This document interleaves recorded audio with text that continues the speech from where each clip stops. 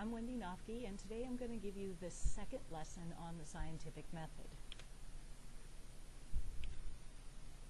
So we're going to start out our second lesson with another quote today. This quote is from Carl Sagan, and it says, "Science is a way of thinking, much more than it is a body of knowledge." This is very true with the scientific method. This gives us a way to look at how we do our research and how we interpret the research. It's not so much about memorizing a huge body of facts, but rather at how we think about and apply the knowledge. With the scientific method, it's going to give us a clear, accurate way to go through the same steps so that everybody who does the research can go through and do things the same exact way, and we don't have a lot of confusion in the process. With scientific investigation, we have a few goals here. The first thing is to examine new phenomena.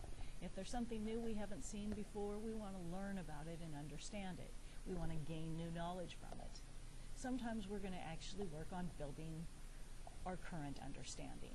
We have a little bit of an idea about something, but we'd like to understand it a little bit better. The scientific method is our guide to solve problems. It helps us to be able to initiate the investigations and describe the way science works. One of the first steps is to create a hypothesis. This is a suggested explanation of a question or a problem. It's got two requirements. It must be testable and it must be falsifiable. We need to be able to actually carry out a way of experimenting this, and we need to be able to actually say, no, this is a false hypothesis here, and define what makes it false. The general steps in the scientific method involve making observations as the first step.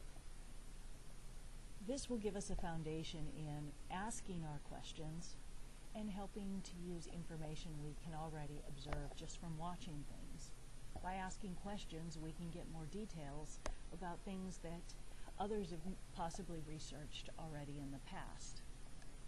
So finally, when we construct our hypothesis, we have more potential for building on knowledge beforehand, and we're less likely to ask a hypothesis that is going to, or propose a hypothesis that's going to be false. The part most people think about is when we test our hypothesis with experiments. The experiment is just one piece of the puzzle. After we do the experiments, we need to draw conclusions. In some cases, our conclusions may lead us to have a few more questions. In that case, we can revise our hypothesis and repeat the experiment. Frequently in science and in research, there is a lot of revision that comes up, and things are not going to be answered with the first experiment. Finally, at the end, we communicate our results. When we develop and evaluate our hypothesis, we want to look at prior evidence and knowledge. We also want to state exactly what will make this hypothesis falsifiable in there. How can we prove it false?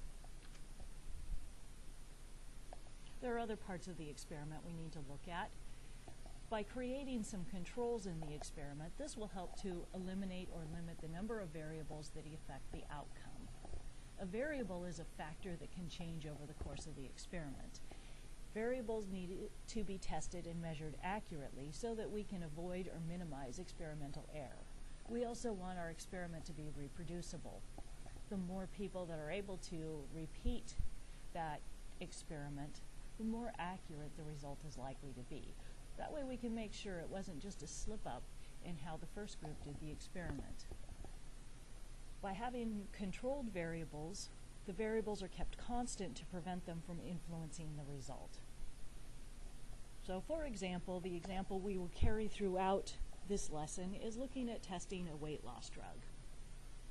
If we don't control the variables for this weight loss drug, we can send our group of participants home with this drug, and they may do other things that would affect their weight loss. One group may eat a lot, one group may hardly eat anything. You have another group that could exercise a lot, and then yet another group that is inactive throughout the entire process. Those are all variables that may influence their weight. So by controlling the variables, if we have everybody eat exactly the same thing, we have them do the exact same activities, we're minimizing the amount of variables that could influence the result. So this is going to involve having a control group and an experimental group. The control group is going to be the group that does not receive the experimental manipulation or treatment. The experimental group receives the manipulation or treatment being evaluated.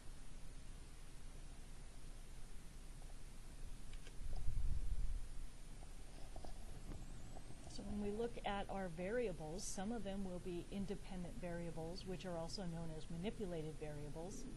These are factors controlled by the experimenter to determine the relationship of them to the observed phenomenon. The dependent variable, also known as the responding variable, changes in response to manipulated or independent variables.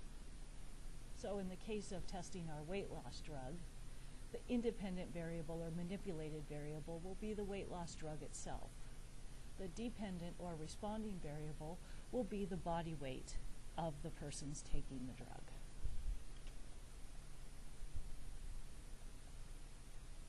When we create an experiment, we like to have what we call a double blind in the experiment. Things are very controlled in a double blind study. Here you will have two identical experiments carried out at the same time, with the only difference being the manipulated or independent variable. So you would create two groups. Both groups would have the same activity, would have the same food, and both would take a pill. However, one of the groups will take a placebo, which is a false test or substance that will be given to the control group. This helps to detect preconceptions that would affect the result. That way we know it's not just that the people lost weight because they were expecting to lose weight, or that they gained weight because they were expecting to have a different result in the experiment. Also, we're going to have a double blind to help with this situation.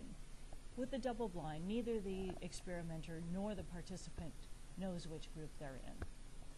So when the experimenter gives them the drugs, we know that the experimenter doesn't know if they're giving them a placebo drug or the real drug, so they can't give them any hints as to which group they're in. Also, when the participant doesn't know which group they're in, they can't expect to have a result because of being in the manipulated group, or expect to not have a result because of being in the controlled group.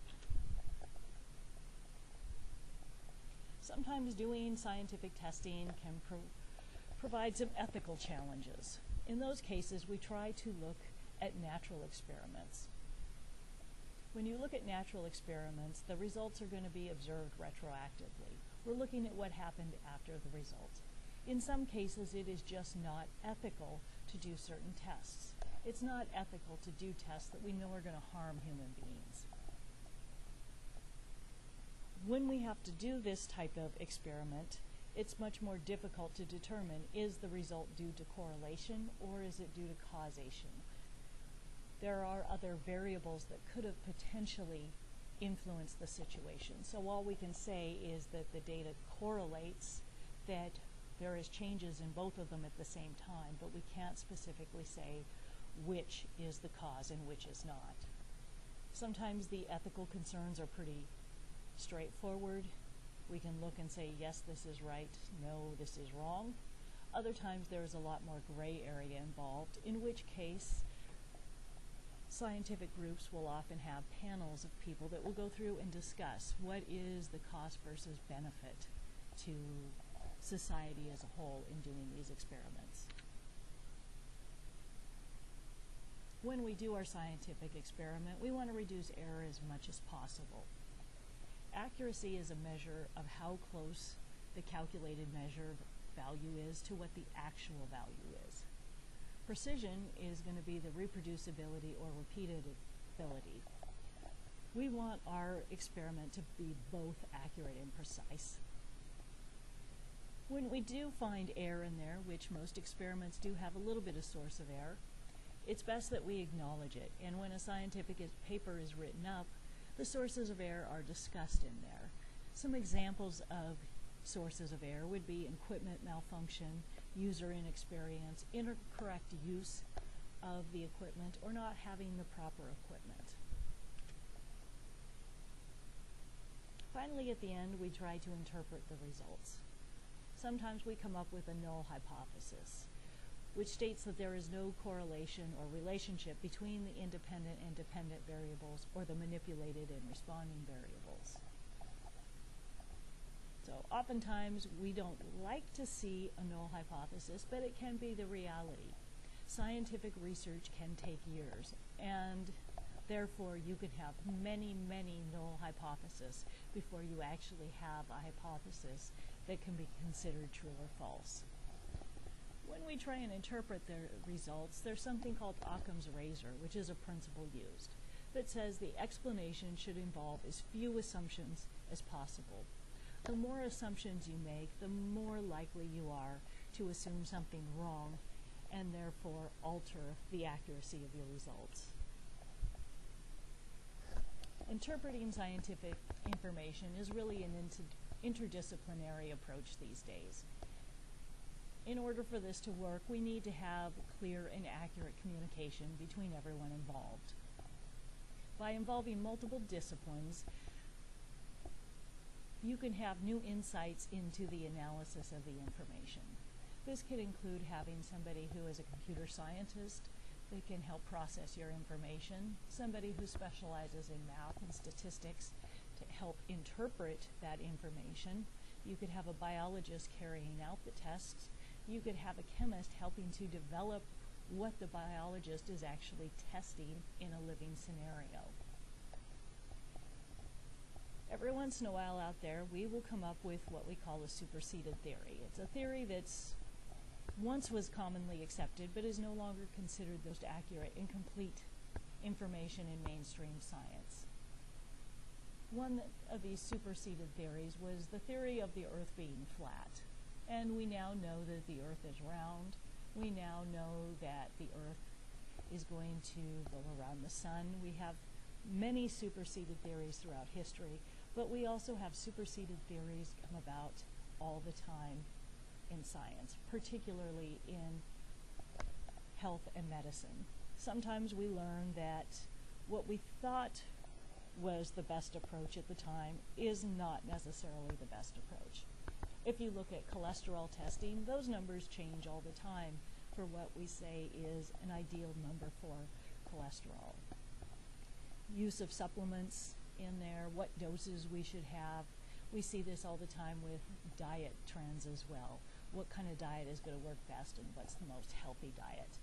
So science is dynamic and changing, and there will be more superseded theories in the future. That wraps up our presentation for today. Thank you.